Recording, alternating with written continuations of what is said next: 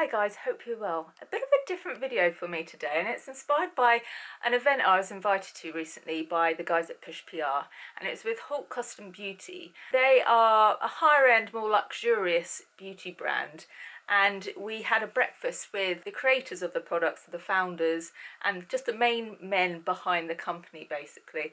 And obviously you guys know from most of my videos and from my blog posts that on the whole, most of my beauty products are in the affordable bracket, I guess, unless I get sent some for review. But if I'm buying them myself, most of it is budget or affordable, mainly because that's all I can afford.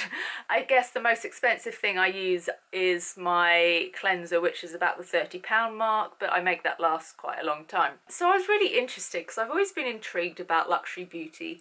Is it worth the money? Are the ingredients that much better than the budget things we buy in the likes of Boots and Superdrug and so on? And I have been skeptical because I've seen those blindfolded tests that prove that people are just as happy often with the budget results than they are with the luxury results. But I'm so glad I went, because after a morning with these guys, I realised how much effort and research has gone into their products specifically. I mean, years and years of in-depth and very specific sorts of research. And what's different about their company is it's a very bespoke treatment. They have this algorithm on their website that means that you'll be getting something that's very specific to your particular skin DNA, I guess. But it was also good because they did a lot of myth busting during the chat. They actually confirmed a lot of things that I had already kind of deduced, in that a lot of these high-end beauty brands that are skincare brands created by designers or well-known brands, and you're largely paying for the logo and the branding, and the ingredients are very similar to what you'll be getting in any budget similar product. And actually sometimes they actually include ingredients that through the education and information you've gotten through blogs and articles you are actively avoiding or trying to avoid, but they just call it by its different name. So in the ingredients you'll see that it's its medical name rather than the most recognizable name that you would be familiar with. There's all these things that I hadn't thought about, like when you know, some skincare brands say it encourages cell growth, which sounds like a really great and positive thing.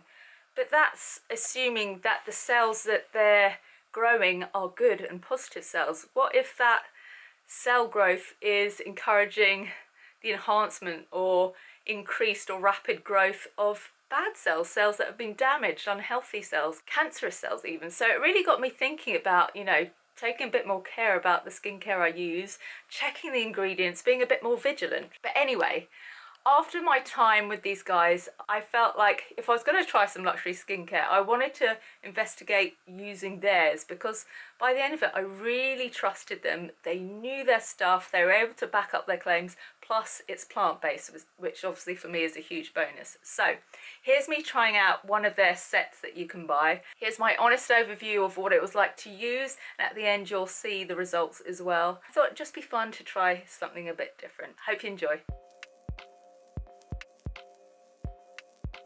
For step 1, you apply the purifying cleansing gel to the face, neck and décolletage areas by massaging circular and upwards motions, avoiding the eye area. It goes from clear to a kind of white, soapy but not bubbly lather. There was a notable tingling sensation, but according to the packaging, this is expected with a glycolic wash. My skin felt a bit smoother immediately after use, which really surprised me. Next, you rinse thoroughly with hot water. We are without hot water right now, so I had to boil a kettle. Hopefully your homes are in order though, and this won't be such an effort for you. For step 2, you saturate the enclosed cotton pad with the revitalizing collagen tonic and smooth over the face, neck and décolletage again in upwards and outward motions. It has an aroma you would associate with a toner, noticeable but not unpleasant. It feels really refreshing and tingly. I was so pleased to see there was no redness or visible reaction accompanying this sensation though. My skin was a bit clammy to the touch after this part of the process. Number 3, my favourite step, the anti-aging luminescence pearl mask. Adding the pearl mask activator from the gold tube to the powder felt like cooking up the most delicious but healthy concoction, but this time for my face rather than my usual, the belly. and it's a full and soft brush, so it felt really soothing and relaxing. They recommend you keeping it on for 12 to 18 minutes before washing off with lukewarm water, preferably with a cloth. I used a muslin one that comes in my everyday cleanser. Because it's quite thick and completely dry at this point, it took a bit of effort to make it come off. It didn't cause any irritation or aggravate the skin in the process though, which is great. I did get a fair bit stuck in my sideburns too, but that's my fault entirely.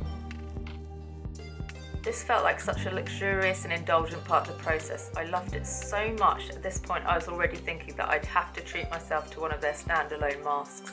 I couldn't bear the thought of this being the last time I used it. Next, time to tone again. The same process as before, and again those tingles that make you feel like something's really happening to your skin.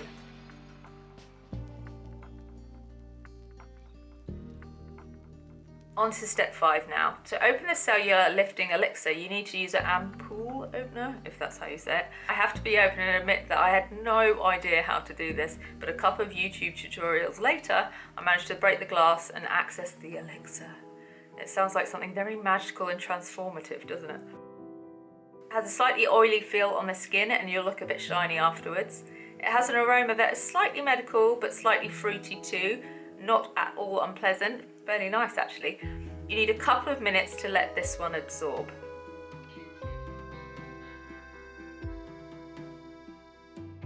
For step 6, you apply the Sublime Eye Balm. I dusted it under the eyes and smoothed around that whole eye area very gently. This feels pleasantly cooling too and soaks in pretty well. And we all know this tired girl needs a lot of help in the eye area. Step 7, now it's time for the Brightening Serum Treatment Moisturiser, using a gentle upwards massage on the face, neck and chest until completely absorbed. The instructions tell you to only use about half of the contents of the sachet, and I wish I'd followed this information a lot closer, as a little really does go a long way. Because I used more than I probably needed to, it took a few hours to sink into my skin as much as I'd like it to make for the perfect base for makeup.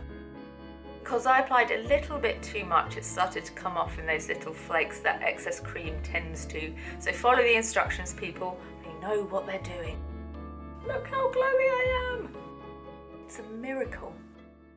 So I finished the whole system and it's called the Jet Set Instant Glow, and this is the normal Derma Profile set.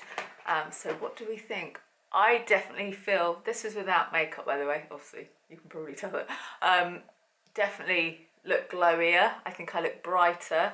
I actually think, I don't know why, my skin tone looks more even. I don't know if that's possible or whether just the illusion of glow makes it look like that. It's still a bit oily from the last part of the regime, the moisturiser, so I think I've got to wait a bit longer for that to settle into the skin. But first impressions, I really enjoyed doing this system. It made me take a few minutes out of my day just to look after myself and look after my skin, take some time out, which I think we all need to be encouraged to do. So for that reason alone, I'd say it was probably worth the money, because my goodness, the last few weeks have been stressful, and boy have I needed just to look after myself a bit better, frankly. Quite a few times during the process my skin did feel quite tingly, particularly on the thinner parts of my skin, I guess, where some of the products came like towards the eyes, but there are other moments where it just felt tingly all over. And well, sometimes I think that's because the things I've used have been too astringent, too aggressive, just a bit too much for my sensitive skin. In this case, there wasn't any associated redness, there wasn't any irritation visually, there weren't any bumps or rashes. And so that makes me think that it was tingling in a positive way, in that it was probably having a more dramatic effect and actually doing something to my skin. So fingers crossed that's the case. I just want to show you a quick clip of my skin the next day with makeup on, and the pores look reduced, the colour is more even, it's smoother in general. I am so pleasantly surprised at the results, and it feels really smooth to the touch. And I keep saying to Sai, does my skin look amazing? And he's like, actually does look really good. And he's someone that doesn't give out compliments very easily, and he generally doesn't notice things like this, but even before I kept bringing it up, he said my skin looked really good today. So it's a big thumbs up from me, and in this case luxury skincare has worked a treat. Give you a bit of a close-up. And obviously this is without my studio lights, this is just normal daylight, so you can really see what it looks like. I definitely think it looks noticeably better than my normal skin. Oh God, I almost wish I didn't know this, because now I just want to buy all the products.